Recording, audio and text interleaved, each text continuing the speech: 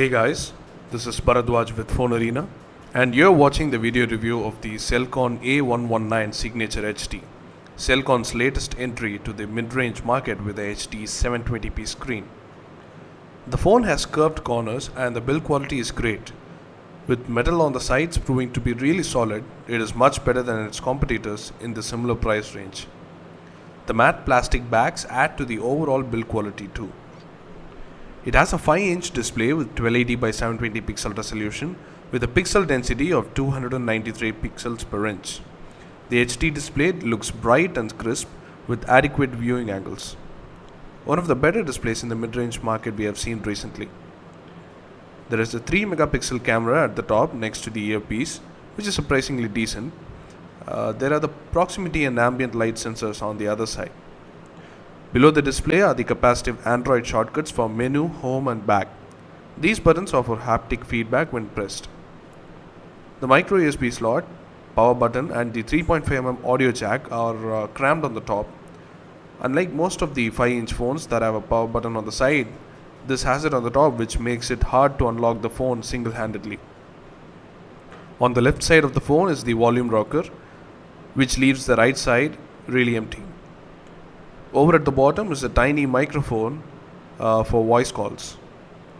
There is a 12 megapixel camera on the back with LED flash. Since the phone has a large sensor, you can see a slight bulge on the back. Regarding the performance, the images were pretty good for a mid-range phone like this.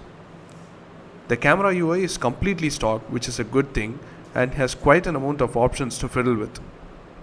The phone can record 720p videos, and that we feel is a limitation of the chip inside. However, the video quality is decent and the audio is quite good too, even though the phone lacks a secondary microphone. And talking of the chip, the phone has a dual-core MediaTek MT6577 with the Cortex A7 processor clocked at 1 GHz and the graphics powered by the PowerVR SGX 531 GPU. You get 1 GB of RAM, which is quite enough these days. The performance is very average and we were quite let down as competing devices performed much better. The phone has dual SIM support. When you remove the plastic back cover, you can see the SIM card and the memory card slots. The SIM 1 and SIM 2 slots are below the camera, and the phone uses mini SIM card slots. There is a micro SD card slot next to it which supports cards up to 32 GB. You also get a SIM management option inside the settings to configure both the SIM cards, in which you can choose the SIM defaults or you can choose to let it always ask which SIM to use for basic functions like calling, messaging, etc. The dual SIM features felt quite robust in my opinion. There are a lot of pre-installed apps such as Dropbox, ES File Explorer, Facebook, Opera Mini, Skype and all the other usual Google apps.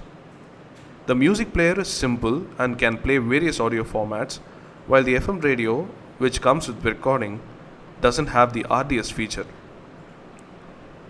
Running on Android 4.1.1 Jelly Bean, you get Google Now and Project Butter, and the UI is almost 99% stock, with only the aforementioned tweaks for dual SIM and the other small changes to some apps.